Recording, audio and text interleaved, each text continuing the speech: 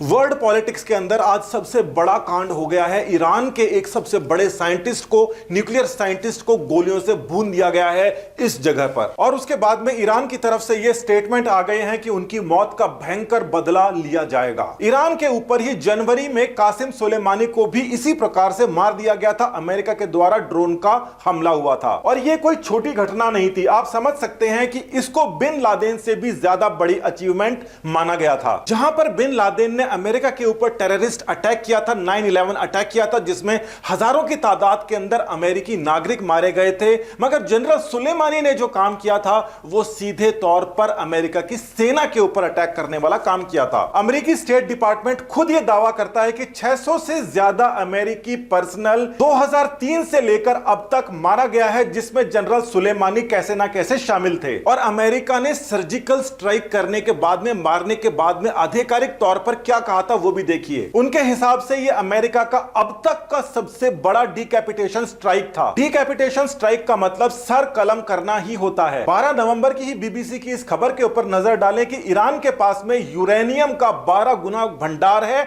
जितना कि उसको स्वीकृत किया गया है, यानी उतना ही रख सकता है। उसके 12 गुना ईरान के पास में एनरिच्ड यूरेनियम यानी कि परमाणु बम बनाने लायक यूरेनियम इकट्ठा हो चुका है। ईरान के पास में अगर न्यूक्लियर बम आ जाता है तो मिडिल ईस्ट का पूरा एरिया डिस्टेबलाइज हो सकता है, क्योंकि सऊदी अरेबिया के ईरान के साथ में अच्छे संबंध नहीं है। इसी बीच एक और खबर जो सुर्खियों के अंदर कुछ दिनों से बनी हुई थी कि एक सीक्रेट मीटिंग हुई है इजराइल और सऊदी अरेबिया के बीच में। सऊदी अरेबिया और इजराइल के बीच में मीटिंग होना और इजराइल का प्राइम मिनिस्टर उड़ के सऊदी अरेबिया के अंदर जाए, यह बहुत बड़ी घटना है। बड़े लेवल के ऊपर इसको माइक पॉम्पियो, जो ट्रंप के एडमिनिस्ट्रेशन के सेक्रेटरी हैं, डिफेंस सेक्रेटरी, उनका इसके अंदर रोल देखा जा रहा था। फिर भी ये जो खबर है जो अलग अलग अखबारों में छपी है, इसको हर किसी ने आधिकारिक तौर पर नकार दिया है। जब नेतन्याहू से पूछा गया कि क्या इस प्रकार की जो बातें चल रही है इंटरनेशनल मीडिया में ये सही है या नहीं है, तो उसका जवाब नेतन्याहू ने सीधे तौर पर नहीं दिया। एक बहुत ही महत्वपूर्ण प्रेस कॉन्फ्रेंस जिसके अंदर डायरेक्टली क्वेश्चन भी पूछे जा रहे थे, उसको पूरे वर्ल्ड का मीडिया कवर कर रहा था। और नेतन्याहू से जब पूछा गया तो उन्होंने कहा कि इस प्रकार की बातें पहले भी आती रही हैं, ना उन्होंने पहले कभी इस प्रकार की बातों का जवाब दिया है, ना ही वो इस समय जब उनका कार्यकाल कंप्लीट होने वाला है तो इसके ऊपर किसी प्रकार की टिप्पणी करेंगे।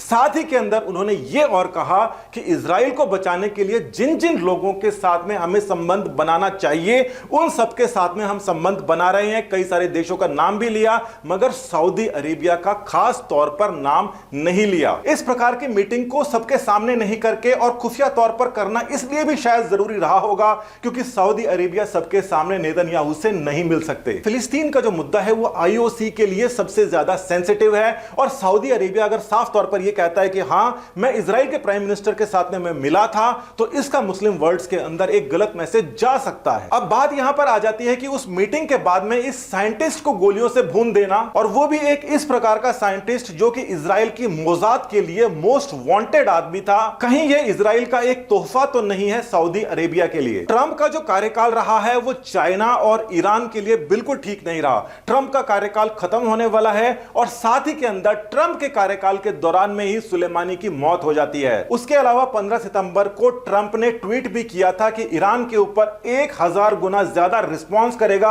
अगर उसके किसी भी एम्बेसडर को ईरान ने मारने की कोशिश की। जनरल सुलेमानी को अमेरिका के ड्रोन से उड़ा देने के बाद पूरे के पूरे ईरान के अंदर एक बहुत बड़ा एक एजिटेशन हो गया था, जहां पर लोग ये चाह रहे थे कि किसी भी तरीके से इस बात का बदला लिया जाए। पब्लिक को बदला चाहिए होता है। ईरान ने उस समय कई सारी मिसाइल्स भी इधर उधर कई सारे अमेरिकी बेस के ऊपर दाग दी थी जो कि इराक के अंदर हैं, मगर उसके अंदर अमेरिका का कोई हताहत नहीं हुआ था। उसके बाद के अंदर अब यह खबर आ जाती है, वो भी ट्रंप के कार्यकाल के खत्म होने से जस्ट पहले। मगर इजराइल का एक चीज है जो सामने आई है, उसको भी अब देखिए। नेतन्याहू ने एक प्रेजेंटेशन दी थी जिसके अंदर उन्होंने बताया था कि ईरान के अंदर एक खुफिया फैसिलिटी के अंदर से मोसाद के लोगों ने बहुत सारा सामान निकाल लाए हैं और यह एक बहुत बड़ी अचीवमेंट है उनके लिए। साथ ही के अंदर उन्होंने वो सब कागजात भी दिखाए और वो सीडीज भी दिखाई कि यहां से हमने ये सब चीजों को इकट्ठा किया है, और साफ तौर पर यह इस बात का सबूत है कि ईरान के अंदर इस समय न्यूक्लियर वेपन्स बनाने का काम बहुत ही तेजी से चल रहा है। ये सारे दस्तावेज और ये जो सारी सीडीज हैं, ये सारी के सारी मोसाद ने ईरान की खुफिया फैसिलिटी फैसिलिटी के अंदर से निकालकर इजराइल लाया हुआ सामान है। मतलब इजराइल पूरी तरीके से आश्वस्त था कि वहां पर ये जो फैसिलिटीज बन गई हैं इनका उपयोग वेपन्स के अंदर होगा। और सबसे बड़ा वहां पर समस्या किसको होने वाली है? इजराइल को तो होगी, क्योंकि ईरान और इजराइल के बीच के अंदर रिलेशन है, सबको पता है। मगर अटैक करने से पहले, ये बड़ा स्टेप होने से पहले एक और खबर आ जाना, और उस खबर के अंदर क्या कि नेतन्याहू खुद जाके सऊदी प्रिंस के पास में जाकर आए हैं और एक सीक्रेट खबर है जो फैली हुई है। ऐसा नहीं है कि इस प्रकार की जो खबरें हैं ये और सारी नहीं आती। हाल ही के अंदर चाइना ने भी एक फर्जी खबर छापी थी, उसके बाद के अंदर कुछ सर्जिकल स्ट्राइक की भी फर्जी खबरें आ गई थी। और ये जो फर्जी खबरें हैं आजकल बहुत चलती हैं, मगर इस प्रकार के जो एविडेंस हैं इजराइल जब भी देता है हमेशा वो पुख्ता होते रहे हैं पहले, और हो सकता है कि ये एविडेंसेस भी सही हो। ईरान के फॉरेन मिनिस्टर जावेद जरीफ ने तो साफ तौर पर कह दिया है कि इजराइल का ही इसके अंदर रोल रहा है, और साथ ही के अंदर उन्होंने आरोप भी मंड दिए हैं यूरोपियन यूनियन के ऊपर। वैसे ये ट्वीट बिल्कुल डबल स्टैंडर्ड का है। एक बात तो ये कह रहे हैं कि इजराइल का करा हुआ काम है, यानी कि एक प्रकार से एक वॉर सिचुएशन हो गई है। साथ ही के अंदर ये कह रहे हैं कि ये टेररिस्ट अटैक अगर यूरोप के अंदर होता तो वहां पर पूरी की पूरी जो यूरोपियन यूनियन है इसको क्रिटिसाइज करती और उनके साथ में खड़ी नजर आती। मगर यूरोपियन यूनियन के अंदर से किसी ने भी इस चीज के ऊपर क्रिटिसिज्म या फिर आतंकवाद के खिलाफ किसी भी प्रकार का कोई बयान नहीं दिया है। यहां पर एक बहुत ही इंटरेस्टिंग चीज आ जाती है कि ईरान और पाकिस्तान के अंदर, ईरान के पास में न्यूक्लियर वेपन नहीं है और पाकिस्तान के पास में न्यूक्लियर वेपन कैसे है? तो देखिए बात यह है, एक्सपर्ट्स ये मानते हैं, और इस बात को थोड़ा सा दिमाग लगा के आप देखिए कि जो एनरिचमेंट है, यूरेनियम का एनरिचमेंट करने में करीब 10, 15, 20 साल लग जाते हैं। जैसे ईरान को भी 300 किलो की एक लिमिट दे रखी थी और उसके बाद के अंदर 15 साल बाद में उस लिमिट को बढ़ाने के बारे में सोचा जाना था, मगर उसके पहले ही इस प्रकार की स्ट्राइक्स हो जाती हैं। फिर भी यह देखा जा सकता है कि एनरिच करने में बहुत सारा समय लगता है। तो इंडिया ने जब न्यूक्लियर वेपन्स बनाए थे, यहां पर जो न्यूक्लियर ब्लास्ट करे थे, उसके कुछ महीनों बाद ही पाकिस्तान ने ब्लास्ट कैसे करे ये फिजिबल नहीं है किसी भी बड़े से बड़े टेक्नोलॉजिकली एडवांस देश के लिए। साफ तौर से पाकिस्तान के पास में न्यूक्लियर वेपन्स नहीं है। चाइना ने ही आकर वहां पर धमाके करे थे और वापस अपना जो सारा का सारा सामान है, सारे टेस्ट के रिजल्ट्स हैं, ले गया था। उनको टेस्ट करने का एक और मौका मिल गया पाकिस्तान के नाम से, और पाकिस्तान को यह मौका मिल गया बोलने के लिए कि हमारे पास में बम है, बम है, बम है, जिसको वो हमेशा कहते रहते हैं। खबर तो ये मिडल ईस्ट की तरफ से आ रही थी और पोल पट्टी सारी की सारी पाकिस्तान की खुल गई।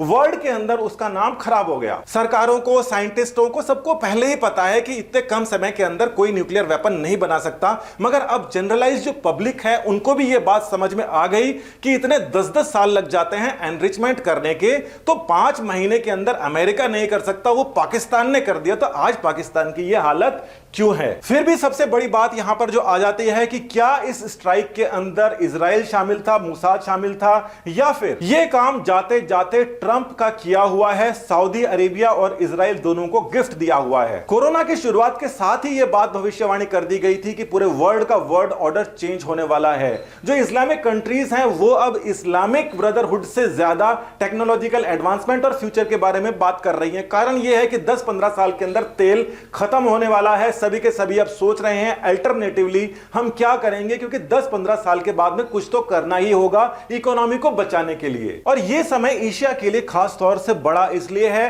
क्योंकि चाइना का दबदबा खत्म होता जा रहा है, और पिछले एक हफ्ते के अंदर जो हमारे विदेश मंत्री हैं जयशंकर, साथ ही के अंदर डोवाल, और नेपाल के अंदर भी कई सारे देशों से एक के बाद में एक बैठकें हो रही हैं, बहुत तेजी से काम हो रहे हैं। फिर भी किसी साइंटिस्ट को मार देना इस प्रकार से ये किसी को अच्छा नहीं लगता। फिर भी विश्व पटल के ऊपर इस प्रकार की बातें होती रही हैं। इसरो के अंदर भी कई सारे जो साइंटिस्ट हैं उनकी कई बार खबरें आती हैं कि पिछले कई सारे समय के अंदर बहुत सारे हमारे जो साइंटिस्ट हैं वो संदिग्ध परिस्थितियों के अंदर उनकी मौत हुई है। विश्व भर के अंदर चाइना और पाकिस्तान से ज्यादा इंडिया की ग्रोथ से कोई जल भुन नहीं सकता।